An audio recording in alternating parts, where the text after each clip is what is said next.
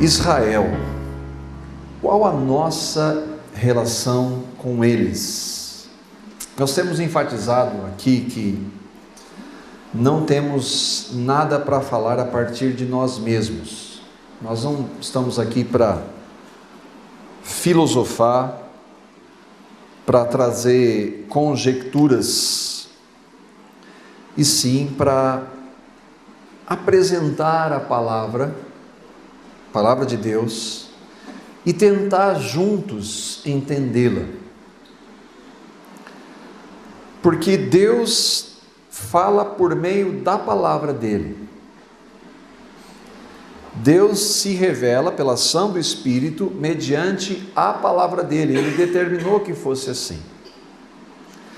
No início da igreja de Cristo, da verdadeira igreja, e mais tarde no momento chamado da Reforma Protestante, onde houve uma ruptura daqueles que queriam voltar-se para a palavra de Deus, porque eles estavam vendo a distorção que estava acontecendo em nome de Deus, em nome de Jesus, e eles queriam se voltar para a palavra. O poder, entenda que eu vou dizer, o poder do pregador, ele se fundamentava na autoridade da palavra de Deus e na exposição dela. Não havia outra fonte de poder. A igreja atual, igreja entre aspas atual, ela pensa diferente.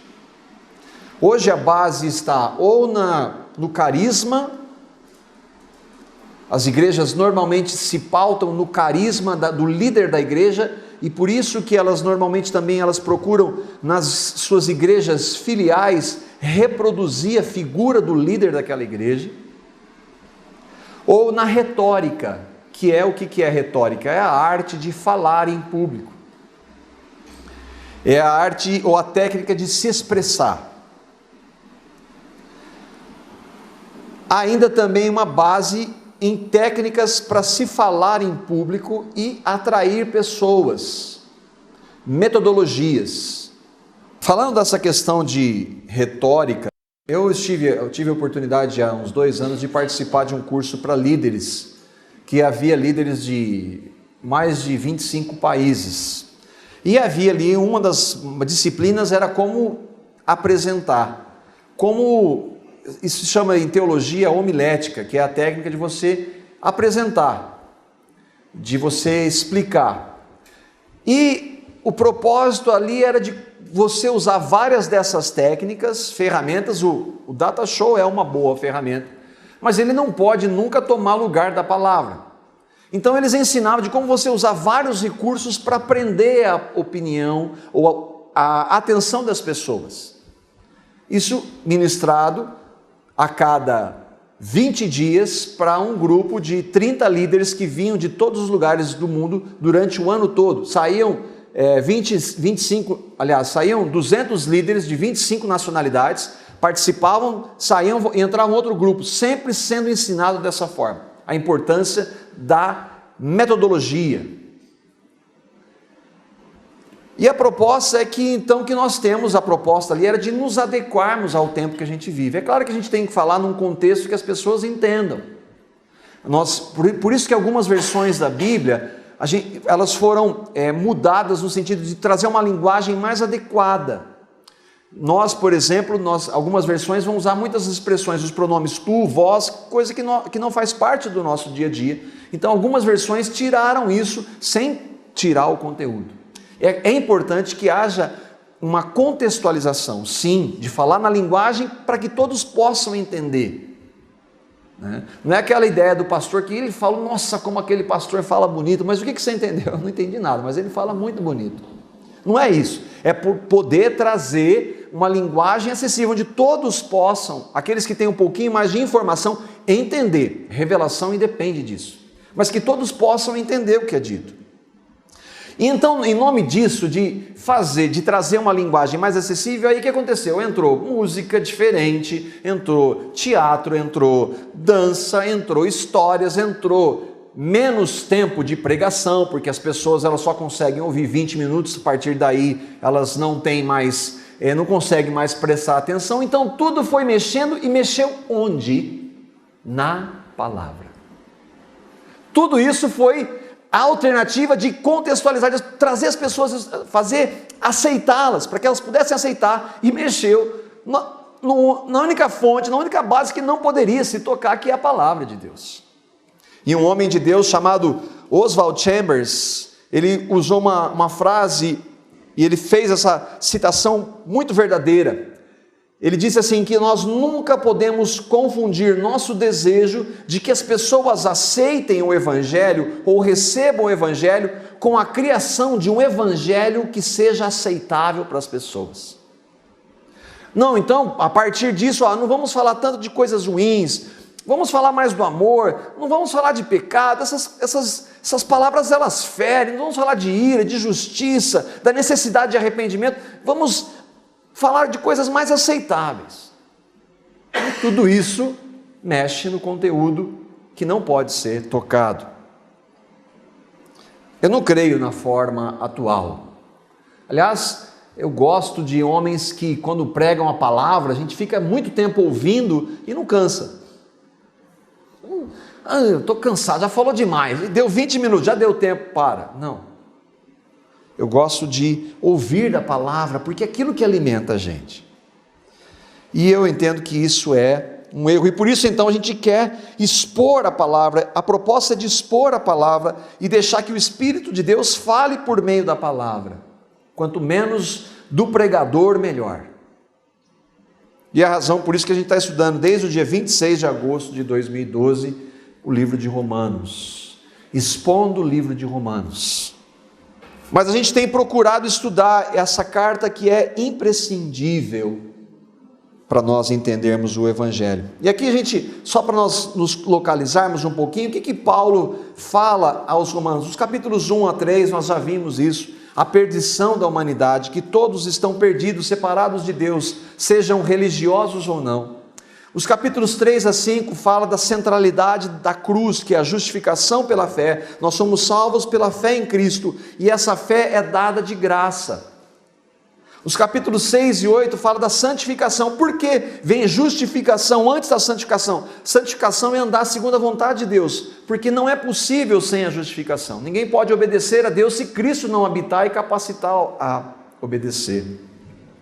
Os versículos 9 a 11, a gente está no capítulo 9 a 11, a gente está no capítulo 10, a gente vai andar um pouquinho hoje nisso. O lugar de Israel no plano de salvação e a entrada dos gentios na igreja. A gente vai ver o que são gentios, o que é Israel, judeus. Por que a gente tem que entender isso? O que a gente tem a ver com judeu? Quem de nós aqui conhece um judeu? Talvez um ou outro conheça, mas qual a relação nós como judeus? Nenhuma. Mas a palavra de Deus fala muito disso. Então a gente, quando chega nisso, a gente passa batido sem entender. Nós precisamos entender, porque é a palavra de Deus, foi escrita sim por judeus, há 2000 anos, em um contexto diferente, mas ela é a palavra de Deus. Então a gente tem que entender, ou procurar entender, o que Deus quer falar conosco por meio esses escritos, citando Israel, os judeus, gentios. O que isso significa? Os capítulos 12 a 14, que se o Senhor permitir nós vamos entrar no próximo estudo, aí nós vamos falar quais os efeitos da vida cristã, quais os efeitos, se eu creio realmente em Cristo, como é que Cristo se manifesta na minha vida na prática. E Paulo vai separar esses dois capítulos para tratar disso, 12, 13 e 14, 3 capítulos. E os últimos capítulos a gente vai entrar também em exortações, planos missionários, porque era uma carta, lembra? Paulo escreveu uma carta. Romanos não é um tratado teológico, é uma carta para uma igreja, para aquela igreja de Roma, para nós hoje. Andando então um pouco em Romanos, nós voltamos lá para o capítulo 10, nós paramos no capítulo 10, na semana passada, nesse versículo 17, Romanos 10, 17. A gente vai tentar, hoje nós vamos ler bastante a palavra, e são vários versículos, o assunto é bastante extenso, a gente poderia andar muito mais, mas eu gostaria que nós, de maneira sucinta, pudéssemos compreender um pouco essa relação de gentios, que somos nós, e Israel, os judeus. O versículo 17, que nós paramos na semana passada, diz assim: consequentemente, a fé vem pelo ouvir a mensagem, e a mensagem é ouvida mediante a palavra de Cristo. Uma outra versão, nós falamos, a fé vem pelo ouvir, e ouvir pela pregação de Cristo, o Evangelho. Uma pessoa só pode crer no Evangelho se ela ouvir do que Cristo fez. Nós vimos que ninguém crê por milagres, ninguém crê por testemunho, ninguém crê por técnica de pregação, por oratória, por retórica, ninguém crê dessa forma, crê pela palavra. Por isso e a palavra, a pregação de Cristo. O que? Cristo crucificado. Eu e você somos pecadores, Cristo nos fez morrer na cruz, Ele nos perdoou, no seu sangue nos lavou, nos purificou, na sua ressurreição nos deu uma nova vida. Esse é o centro do Evangelho, Cristo, a pregação de Cristo. Uma pessoa só pode crer de verdade, crendo nisso, ouvindo isso, e a vida cristã só começa a partir disso. Por que se fala então em tanto de hebreus, judeus ou Israel na Bíblia? Deus, em sua soberania, decidiu se revelar à humanidade. Hoje nós temos uma fonte apenas palpável da revelação de Deus, que se chama Bíblia. Todas as outras que nós cremos, elas são, do ponto de vista humano, subjetivos, no sentido que eu creio que Cristo, pelo Espírito Santo, habita em mim. Mas como é que eu posso provar isso? Não posso, é pela fé. Agora, eu creio que Deus fala pela palavra. Qual que é a palavra? É essa que está aqui na minha mão, que está aqui sendo projetada, que tem mais de 2000 anos, que tem fatos históricos que comprovam a veracidade de que ela não mudou nada. Mas aí dizer que ela é a palavra de Deus, precisa crer também. Deus, em sua soberania, decidiu que ele se revelaria, inicialmente por um homem, o primeiro criado, depois por Noé, e então para um povo na pessoa de um homem, o patriarca chamado Abraão. E aí então ele traz uma revelação, que é, a partir de Abraão, uma nação chamada hebreia, ou hebreus, ou depois judeus. E a partir desse ponto aqui, do versículo 18 em diante, Paulo vai voltar e falar disso. Nós já falamos algumas vezes. Os judeus achavam que eles, por serem o povo escolhido de Deus, eles tinham algum mérito. Por eles terem a lei, porque Deus deu a lei inicialmente para o povo judeu, eles achavam que por terem sido escolhidos, eles eram melhores do que qualquer outra nação. E Paulo falou extensamente, nós já vimos isso, que não é verdade. Nós vimos isso nos primeiros capítulos de Romanos. Mas aqui então, ele vai levantar algumas questões, e nós vamos ler os versículos 18 ao versículo 21, e tentar entender o que Paulo está dizendo aqui. Romanos capítulo 10, 18 a 21. Mas eu pergunto, eles não a ouviram? Claro que sim. A sua voz ressoou por toda a terra, as suas palavras até os confins do mundo. Novamente pergunto, será que Israel não entendeu? Moisés foi o primeiro que disse: farei que tenham ciúmes de quem não é o meu povo, e os provocarei a ira por meio de um povo sem entendimento. E Isaías diz ousadamente: fui achado por aqueles que não me procuravam. Revelei-me àqueles que não perguntavam por mim. Mas a respeito de Israel, ele diz: o tempo todo estendi as mãos a um povo desobediente e rebelde. Se nós lermos isso aqui de maneira rápida, a gente não vai entender o que ele quer dizer. Por isso que a gente precisa examinar as Escrituras, buscar, estudar a palavra de Deus. O que ele quer dizer com essas verdades? Não a ouviram? Quem Paulo está falando? Quem não ouviu? Os judeus. Eles não ouviram essas verdades que estão sendo anunciadas agora aos gentios? Ele diz o quê? Claro que sim. A sua voz, aí ele usa uma figura de linguagem, que a voz de Deus foi ouvida em todo o mundo. E aí ele faz a pergunta: será que eles não entenderam? Sim. Moisés foi o primeiro que disse, e aí ele vai dizer que farei que tenham ciúmes, antes mesmo de existir a nação judaica. Ele está falando que Deus traria um outro povo, que não o povo judeu, que creria no Evangelho, os chamados gentios. Gentios são todos aqueles que não são judeus. E através desse povo, Deus usaria para falar com esses judeus novamente. A fé não vem pelo ouvir? Sim ou não? Sim. Ouvir da pregação de Cristo. O povo judeu ouviu. Nós não vimos semana passada que os judeus que pediram sinal de Jesus, viram vários milagres, viram Deus encarnado, viram o evangelho na pessoa de Jesus. Então eles ouviram. A sua voz ressoou por toda a terra, na história deles e na pessoa de Jesus. Eles não somente ouviram, mas será que eles entenderam? Sim, eles entenderam. Mas o que houve? Não quiseram. Não quiseram. O Flávio lê um texto aqui no início, que nós vamos lê-lo novamente. Eles creram, os judeus creram, a nação judaica creu. A nação judaica esperava uma figura chamada Messias, Jesus Cristo. Cristo não é o sobrenome de Jesus, Cristo é Messias ou ungido. É Cristo, em grego é o Messias, ungido em hebraico, na linguagem do Velho Testamento. Então, o povo judeu esperava um Messias, e Jesus veio, mas eles creram? Não, eles levaram o Messias para a cruz. Eles não creram no Messias. É claro que alguns creram, mas a nação como um todo não. Paulo está entre esses alguns. Paulo era um judeu. No capítulo 5 de João, nos versículos 39 a 40, Jesus vai falar desses que entendiam da lei, como eles buscavam nas Escrituras, mas não compreenderam quem era aquele que eles esperavam. Olha o que Jesus disse para mestres da lei, gente que entendia tudo de Bíblia. Vocês estudam cuidadosamente as Escrituras. Jesus não nega isso. Porque pensam que nelas vocês têm a vida eterna. E são as Escrituras que testemunham ao meu respeito. Contudo, vocês não querem vir a mim para terem vida. Eles entenderam que era Jesus? Sim, mas eles não quiseram Jesus. Eles ouviram, eles entenderam, mas eles não creram.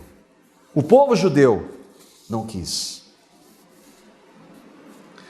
Em Lucas 24, nos versículos 44 a 45, e aí por isso que nós falamos sempre, que nós oramos para que haja revelação, porque por mais que uma pessoa ouça e entenda, para ela crer, precisa da revelação.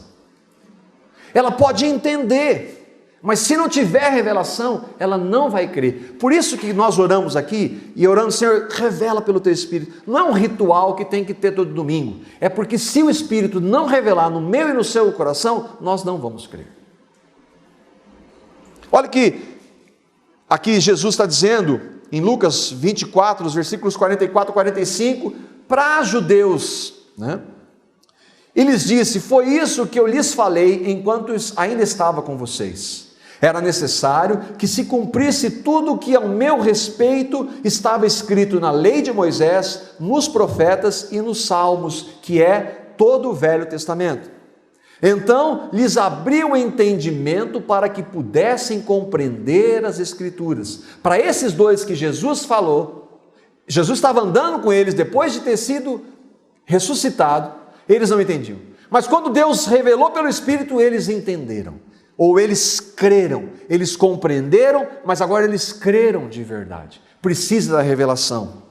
O povo judeu não creu. O povo judeu não teve a revelação. Por quê? Porque eles não quiseram.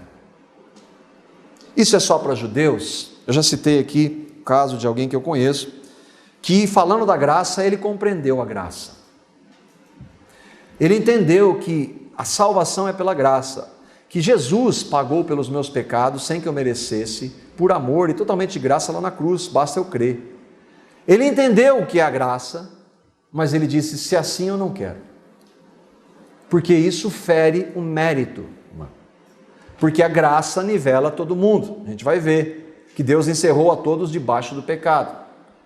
No ponto de vista humano, alguns ladrões ou os assassinos, eles são muito mais graves do que eu que só minto.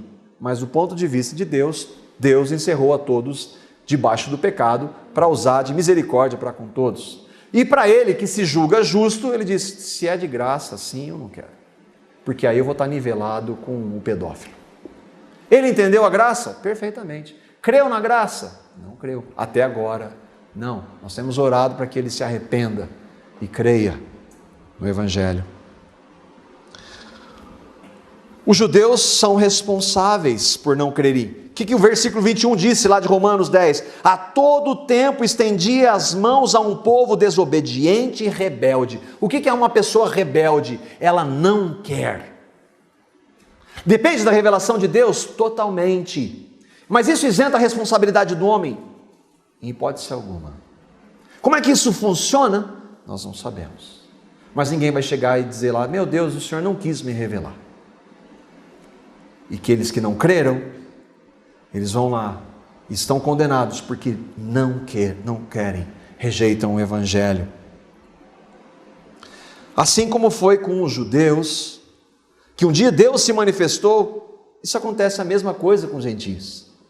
A palavra diz que diante de Deus não existe grego nem judeu. O grego é um gentio, assim como o brasileiro é um gentio, o japonês, alemão são gentios.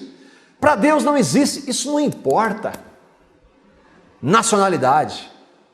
Se Deus tivesse escolhido se revelar pelo Brasil, né? A gente agora que fala isso parece piada, né? Não, ele só escolheu um povo bom, né? Não foi povo bom para se revelar, não. Eram pecadores como nós. Nós não seríamos diferentes.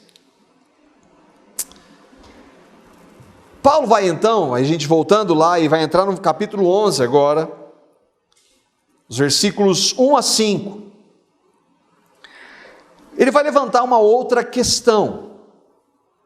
Porque se eles ouviram, entenderam, mas não creram, porque Deus não revelou, então, será que Deus rejeitou o povo? Vamos ver.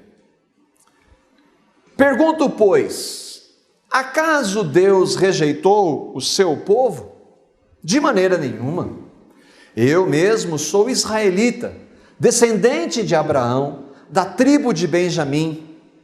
Deus não rejeitou o seu povo, o qual de antemão conheceu. Ou vocês não sabem como Elias clamou a Deus contra Israel, conforme diz a Escritura?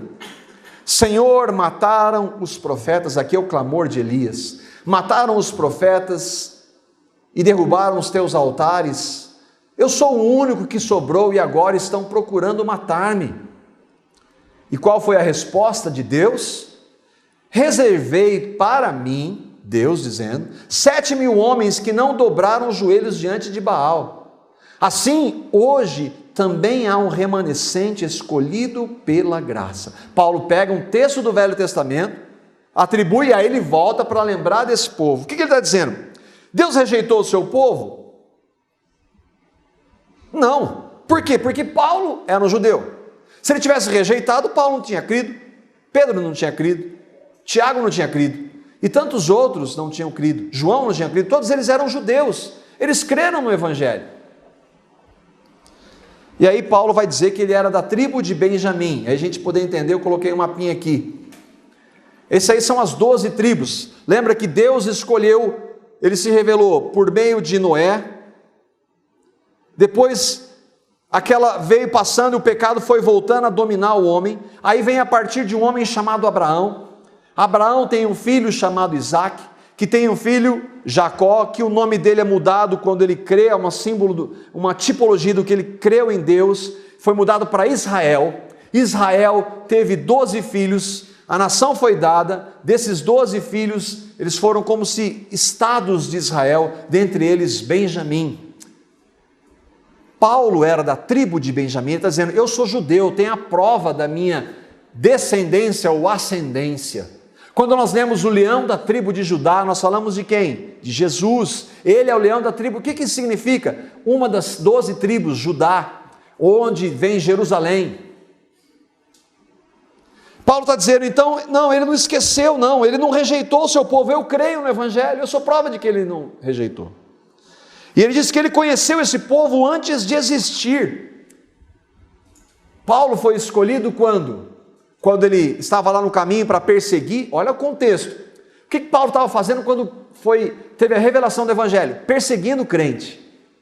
Isso mostra que o homem não busca Deus, porque ele estava buscando o crente para matar. Jesus se revela para ele, porque Deus quis revelar. Eu escolhi você, Paulo, para trazer o Evangelho para nós, gentios.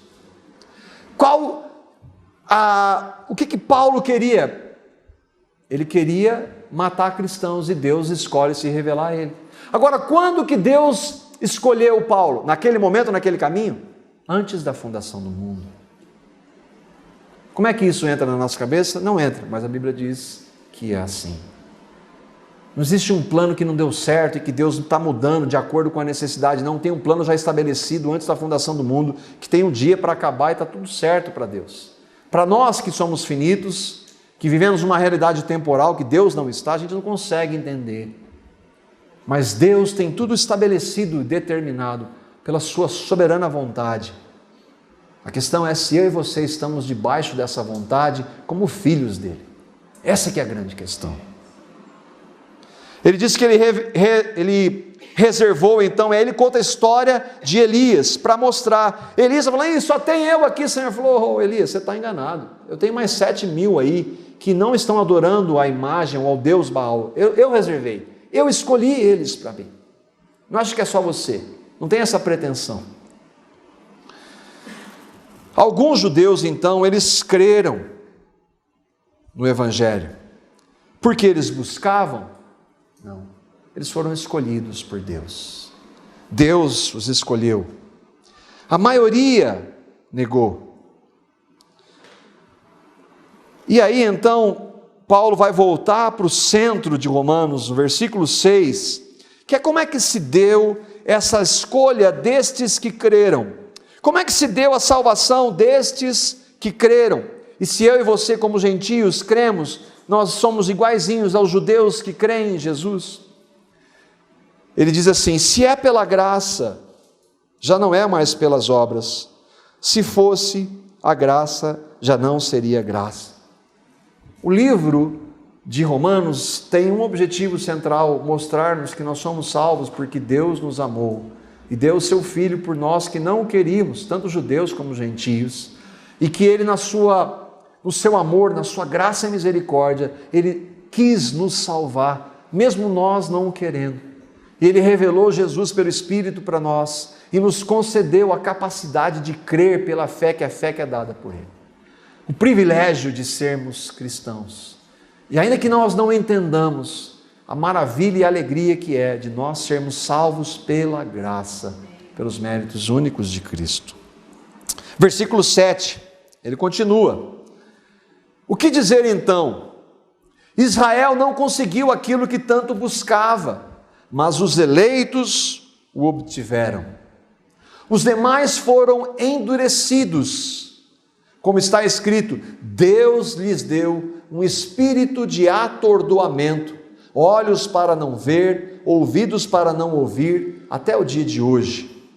E Davi diz que a mesa deles se transforma em laço e armadilha, pedra de tropeço e retribuição para eles. Escureçam-se os seus olhos para que não consigam ver, e as suas costas fiquem encurvadas para sempre. E aqui tem uma palavra difícil. Os demais foram endurecidos. Por quem? Por Deus. Eles não são responsáveis? Não, eles não queriam. E Deus, já que vocês não querem, vocês vão ter aquilo que vocês não querem. Isso mostra para mim e para você que se nós cremos, não foi porque nós queríamos. A soberania de Deus não é para a gente discutir quem crê e quem não crê. É para aqueles que creem, para nós sabermos que essa salvação é tão maravilhosa, que essa graça de Deus é tão maravilhosa que nós devemos viver em função dela, em função de anunciá-la, em função de viver para a honra e para a glória desse Deus que quis nos salvar, mesmo que nós não o queríamos.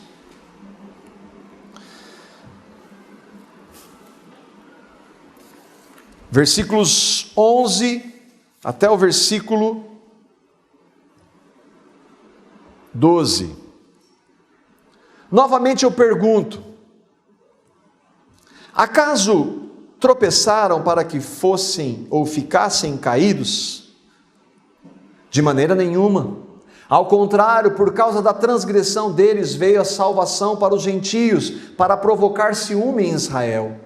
Mas se a transgressão deles significa riqueza para o mundo, e o seu fracasso riqueza para os gentios, quanto mais significará a sua plenitude. O que Paulo quer dizer aí? Paulo está perguntando: eles tropeçaram para que ficassem caídos? O objetivo então foi que Deus escolheu um povo, para que esse povo caísse, para que viesse a salvação dos gentios? Não. Era só isso? Ele disse: de maneira nenhuma. Havia um objetivo estabelecido antes da fundação do mundo. Por causa da transgressão deles, lembra que o texto que o Flávio leu aqui? Vamos lá para o texto de João, capítulo 1, versículos 10 a 13. Fica claro quando nós lemos isso. Na versão do Flávio, ele leu o verbo, mas nessa versão que nós vamos ver aqui é a palavra, que é Jesus. E a gente volta para esse texto já. Olha o que diz João capítulo 11, versículos 10 a 13, para nós entendermos, judeus e gentios, que não há diferença, que o importante é crermos. Aquele que é a palavra, Jesus, estava no mundo, e o mundo foi feito por intermédio dele. Mostra que Deus é o Criador de todas as coisas, Jesus é o Criador. Mas o mundo não o reconheceu. Ele veio para o que era seu, o povo de quem Jesus descende. Jesus era filho de Maria, Deus Pai, Maria. Maria era uma descendente da tribo de Judá. Ele era um judeu. Ele veio para, inicialmente, do ponto de vista humano, para esse povo. Mas Deus controla a história, tem tudo estabelecido. Então, na sua soberania, ele definiu que seria assim para atingir toda a humanidade. Contudo, aos que o receberam, ele veio para os seus, mas os seus não receberam. Não é isso que Paulo está dizendo? Contudo, aos que o receberam a Jesus, aos que creram no seu nome, deu-lhes o direito de serem feitos filhos de Deus. Aí fala: puxa, então se eu creio, fui eu que consegui. Não. Ele vai dizer: os quais, esses que foram feitos, que foram tornados. Algumas versões dizem assim, de se tornarem é uma tradução errada, porque se tornarem passa a ser eu me tornei porque eu quis. Não, a versão correta é de serem feitos, ou de serem tornados. Por quê? Porque isso vem, não nascem da descendência natural, nem da vontade da carne, nem da vontade de homem algum, mas de Deus. O que isso significa? Que foi Deus que revelou Cristo para aqueles que creem. Não somos nós que escolhemos. Eu não sou melhor do que aquele que não recebeu. Eu não sei como isso funciona. Eu só sei que essa salvação me foi dada pela graça. Eu não sou melhor. Eu sou um pecador. Na eternidade nós vamos poder talvez compreender isso. E aquele que não é salvo, enquanto não é salvo, não é porque não quer o Evangelho, porque não recebe a Cristo. É isso que é triste. É por isso que Paulo diz lá no começo do capítulo 10, a tristeza do meu coração, o desejo do meu coração é para que os meus irmãos de Israel sejam salvos. Paulo fala da soberania toda hora aqui, mas não isenta de desejar que aquelas pessoas cresçam no Evangelho. Enquanto eles estão vivos, há possibilidade. Por isso que nós devemos pregar o Evangelho. Por isso que se a fé vem pelo ouvir, e ouvir pelo Evangelho, nós vamos falar de outra coisa. Não, nós vamos falar do Evangelho. Nossa tendência pecaminosa, quando a gente fala de soberania, e eu falo a partir de mim mesmo, porque eu relutei muito contra isso. A minha tendência pecaminosa é de me rebelar contra a soberania de Deus. Porque eu falo, não, peraí, isso não é justo, hein? Acho que não está muito certo, não, Deus está fazendo errado. Mas aí, Deus é Deus. Ele, porque quis, criou o homem, mesmo sabendo que esse homem o rejeitaria. Deus criou tudo sabendo que tudo ia acontecer, não só sabendo. Se ele sabia, qual a diferença entre ele determinar, é o que a Bíblia diz, e saber? Ainda assim, preparou uma salvação para este homem, e nessa história, a qual Deus é o autor, diretor e principal personagem, ele escolheu um meio de se revelar. Este meio é progressivo, veio para o que era seu, os seus não quiseram, até chegar em Jesus, e o ápice dessa história está na pessoa de Cristo, que um dia vai vir. Ele já veio uma vez, de uma maneira humilde, agora ele vem com poder e glória para mostrar quem ele realmente é. Esse meio é progressivo. Inicialmente ele se manifesta em indivíduos, Adão e Noé, depois a um povo da terra, os hebreus ou judeus. A este povo ele se apresenta com sinais sobrenaturais e lhe dá a lei, as escrituras. Mas este povo, rejeita a Deus. Deus então, por meio de Cristo, oferece salvação a judeus e a todos os demais povos da terra, gentios, eu e você. A maioria dos gentios também o rejeita, continua sendo assim. Ainda assim, por meio de Cristo, ele se revela a muitos desses gentios. Muitos gentios têm crido na história. Qual que é a questão? A história é a história de Deus. É Ele que faz. O objetivo dessa história é a glória para Ele. Se você aceita ou não, se eu aceito ou não, não vai mudar. Deus tem um objetivo com tudo isso, glória para Ele. Ele é o único digno de receber honra, glória e louvor. Ele é Deus. Quem somos eu e você? Paulo disse isso, já vimos. O barro vai falar para o que fez. Como é que você me fez assim? A salvação é estendida a todos. E Deus tem os seus eleitos em todos os povos.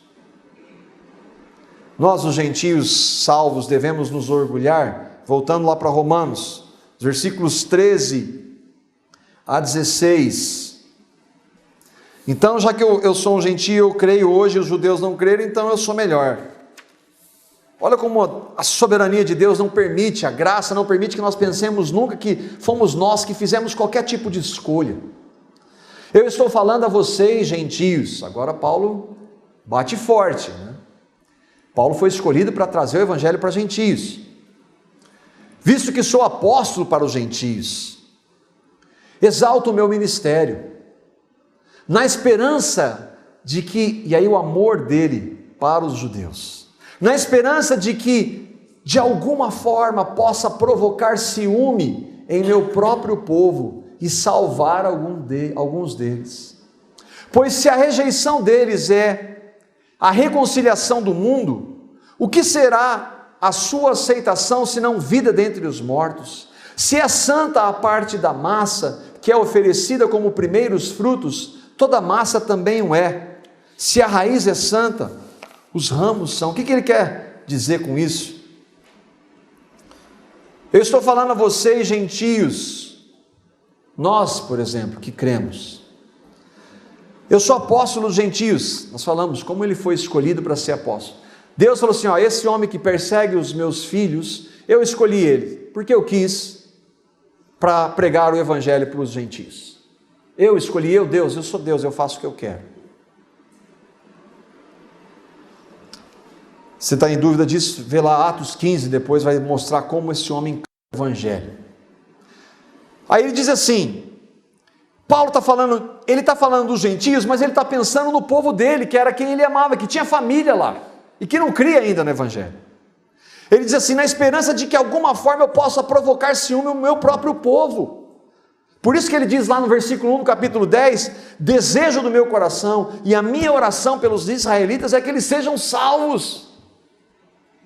O meu desejo é que vocês, os meus conterrâneos, creiam no evangelho, ainda que eles saibam que só pode se crer se Deus revelar. Esses textos, os versículos 15, aí ele está falando de uma figura do pão aqui, que é a figura das primeiras, da massa, e aí tem um contexto do preparo do pão que era feito dentre os judeus. Paulo crê na soberania e na eleição de Deus. Ele sabe que a história já está definida, mas ele e nós não sabemos quem são aqueles que vão crer. Versículos 17 a 20 de Romanos 11. Se alguns ramos foram cortados, e você, sendo oliveira brava ou zambujeiro, foi enxertado entre os outros, e agora participa da seiva que vem da raiz da oliveira, não se glorie contra esses ramos. Se o fizer, saiba que não é você quem sustenta a raiz, mas a raiz é você. Então você dirá: os ramos foram cortados para que eu fosse enxertado. Está certo, eles, porém, foram cortados devido à incredulidade, e você permanece pela fé. Não se orgulhe, mas tema. Se você crê, sabe que não queria Deus, sabe que não buscava, sabe que não tinha nada para oferecer a Ele. Você não sabe por quê, mas sabe que foi Deus quem o quis salvar por amor e de graça. Portanto, não se orgulhe. Não ache que você tem algum mérito. Nós não temos nenhum. Foi a graça de Deus que fez. Versos 21 a 22. Ele está falando para os gentios: não ache que é você que tenha crido. Por isso que alguns irmãos dizem assim: não fui eu quem escolhi. Ninguém escolhe. Ninguém busca. Não há nenhum só. Ninguém busca Deus. Se eu e você buscamos hoje, foi porque Ele nos buscou primeiro. Se nós o amamos, foi porque Ele nos amou. Nós estávamos mortos em nossos delitos e pecados, mortos espirituais. Nós não podíamos buscar a Deus em espírito porque nós estávamos mortos. Foi Ele que nos buscou. Isso é motivo não de especular, mas de louvá-lo pela salvação que Ele nos deu. Se Deus não poupou os ramos naturais, está falando dos judeus, né? Também não poupará você. Portanto, considere a bondade e a severidade de Deus. Severidade para com aqueles que caíram, mas bondade para com você. É isso que Ele quer fazer nos pensar, nós cremos. Foi pela bondade, ou ignoras que a bondade de Deus é que te conduz ao arrependimento, o arrependimento que é o primeiro passo da fé genuína. Foi Deus que nos moveu ao arrependimento pela bondade e amor dEle, não foi iniciativa nossa. Bondade para com você, desde que permaneça na bondade dEle. Uma outra evidência da vida cristã é professar somente perseverança. Aqueles que verdadeiramente creem vão perseverar até o fim. Podem sim ser abalados, tropeçar em um momento de crise, se afastar, mas se creu de verdade, porque a salvação dada é eterna, e algo que é eterno não se perde. Se é Deus quem opera, não pode se perder. Se é Ele quem começou uma boa obra, e Ele quem vai terminar, quem somos eu e você para interromper isso? Agora, se Ele vai terminar, aquele que ainda tenha se afastado, se creu de verdade, vai voltar. É isso que Ele está falando. Bondade desde que permaneça na bondade dEle. Por que eu grifei bondade e severidade? Porque na bondade ninguém tem problema. Deus é bom, Deus é amor, Ele aceita tudo, Deus é bonzinho. Só que Deus, Ele não é só graça, amor, misericórdia, Ele é justo, santo e tem ira contra o pecado. Se não fosse assim, Ele não teria mandado Jesus para tratar com o pecado. A cruz de Cristo mostra como é sério o pecado para Deus. Não são os nossos pecados que são o problema. Se crermos, Deus em sua maravilhosa bondade nos perdoa. O problema é a incredulidade. Incredulidade é rejeição a Cristo e amor ao pecado. Eu prefiro o pecado, ainda que eu não diga. Quando eu rejeito a Cristo, eu prefiro o pecado. O problema não está no pecado. O por mais grave que sejam os meus e os seus pecados, se nós nos arrependermos, onde abundou o pecado, superabundou a graça. Não existe pecado que a graça e o sangue de Jesus não possam cobrir. O problema é rejeitar o que Cristo fez, rejeitar o tudo de Deus que é Cristo. Versículos 23 a 24, irmão, a gente está acabando, tá? Quase lá. E quanto a eles, se não continuarem na incredulidade, serão enxertados, pois Deus é capaz de enxertá-los outra vez. Afinal de contas, se você foi cortado de uma oliveira brava por natureza e de maneira antinatural foi enxertado numa oliveira cultivada, quanto mais serão enxertados os ramos naturais da sua própria oliveira. Por que ele está falando de oliveira? Porque a oliveira é um símbolo de Israel. Oliveira brava ou zambujeira é uma árvore que não uma oliveira genuína, mas pela graça foi enxertado. Deus nos deu salvação. Agora, se eles se arrependerem, aí é que é a esperança de Paulo. Se eles continuarem na incredulidade, não há oportunidade, mas se eles se arrependerem, quem pode salvá-los? Deus é capaz de salvá-los ainda. Por isso que enquanto há vida, há oportunidade. Por mais duro que a pessoa seja em rejeitar a Cristo, enquanto ela estiver viva, nós podemos orar por ela. Ou o meu e o seu coração estava mole. Não, nossos corações, antes de crermos, eram corações de pedra. Mas em Cristo recebemos um coração de carne pela graça. Por isso que nós temos que clamar: Senhor, concede revelação, conduz ao arrependimento genuíno para que haja salvação. Nos versículos 25 a 29, entra uma questão intrigante e que muitos irmãos debatem e é difícil nós compreendermos. E aqui há uma discordância. Eu ouvi nessa semana um estudo de um irmão chamado Charles Swindoll, um homem de Deus. Ele trouxe uma frase maravilhosa que testificou muito no meu coração. Quando há uma divergência entre homens que creem no Evangelho, não em picareta não, mas que creem de verdade e que têm divergências, ele disse assim: Deus se reserva ao direito de usar pessoas que discordem de mim. Essa foi muito boa. E nesse assunto, os versículos 25 a 29, eu vou ler com vocês devagar para a gente tentar compreender de maneira pausada. Irmãos, Paulo está falando para os gentios que creem em Cristo. Não quero que ignorem este mistério. Mistério, quando a palavra mistério aparece na Bíblia, ela é uma verdade que ainda não foi revelada, é um segredo. Jesus, antes de ser revelado, era um mistério. A volta de Jesus, o arrebatamento, o encontro dos cristãos é um mistério, porque ainda não aconteceu. E Paulo está dizendo: vocês gentios que creem em Jesus, não ignorem este mistério, para que se não tornem presunçosos. Quantas vezes ele falou dos gentios que creem: não ache que você é melhor. Deus pode voltar e salvar aqueles judeus que ainda não creram. Israel experimentou um endurecimento em parte, momentâneo. A incredulidade deles é, de acordo com esse texto, momentânea. E aí ele diz: até que chegasse a plenitude dos gentios. O que ele quer dizer com isso? Existe um número estabelecido de gentios que vão crer no Evangelho, por mais que nós não consigamos compreender. Um dia o número de gentios que vão crer vai acabar, cessa.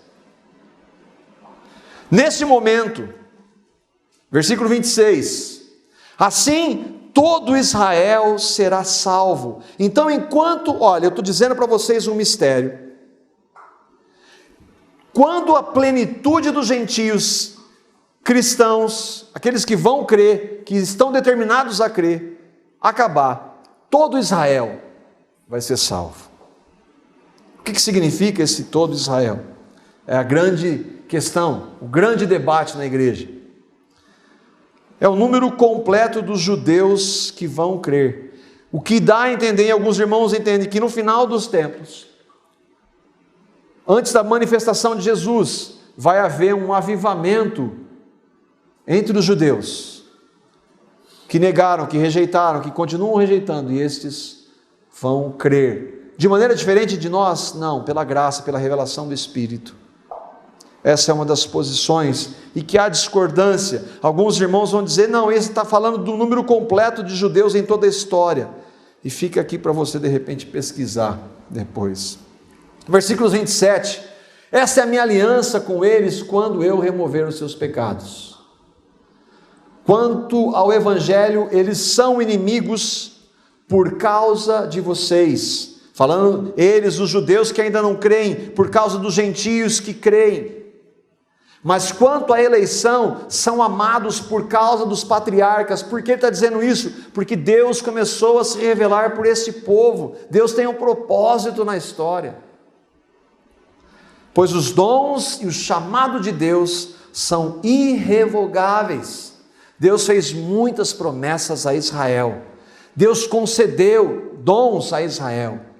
E ele está dizendo no contexto de Israel que esses dons são irrevogáveis. Deus que dá, ele não toma. Assim como a salvação. Se você um dia recebeu essa salvação, Deus não toma de volta, você não pode perdê-la.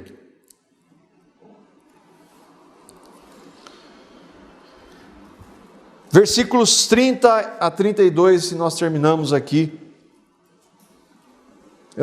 Tantas verdades, né, que a gente andou. Assim como vocês, Paulo está falando para os gentios cristãos, que antes eram desobedientes a Deus, ele está falando, lembra, vocês não buscavam a Deus, vocês não são melhores, mas agora receberam misericórdia, graças à desobediência deles. Deus usou na sua revelação progressiva, a desobediência deles para chegar até os gentios. Assim, também agora eles se tornaram desobedientes, a fim de que também recebam agora misericórdia, graças à misericórdia de Deus para com vocês. Após qual que é a plenitude dos gentios, muitos judeus vão crer na graça. Pois Deus colocou todos, gentios e judeus, sob a desobediência para exercer misericórdia para com todos. Deus salva só por Cristo, pela pregação do Evangelho, pela graça, por amor e misericórdia, tanto judeus como gentios. E se eu e você cremos, nós cremos porque aprove a Ele revelar Cristo em nós. O que a gente pode ver disso, tudo que a gente leu? A história é de Deus, irmãos. É tudo para Ele. O irmão Nicodemos falando sobre esse assunto, sobre responsabilidade e soberania de Deus e responsabilidade do homem, que são duas verdades claras na palavra. Ele diz, nós não conseguimos entender. O que nós podemos saber é que Deus vai fazer tudo para a glória dele. Ele é justo. Cada um de nós é responsável. Se você não crê no Evangelho, você é responsável. Eu não estou entendendo nada. Meu Deus, revela isso para mim. Meu Deus, se isso é verdade, eu quero. É verdade. E Ele vai revelar. A salvação é pela graça, sempre foi pela graça. Mesmo na lei, eles esperavam o Messias que viria. Eles tinham fé no Messias que viria. Nós temos fé no Messias que veio. Sempre foi por graça. A revelação a gentios e a judeus é dada somente por Deus, mediante a pregação do Evangelho, pela ação do Espírito Santo. Você tem certeza do que Cristo fez por você lá na cruz. Você está entre os gentios que creem em Jesus. Você tem convicção disso? Não na mesma proporção, óbvio. Mas o meu desejo é o mesmo de para com vocês é o mesmo de que Paulo tinha com seus irmãos de sangue, os judeus, que vocês sejam salvos em Cristo.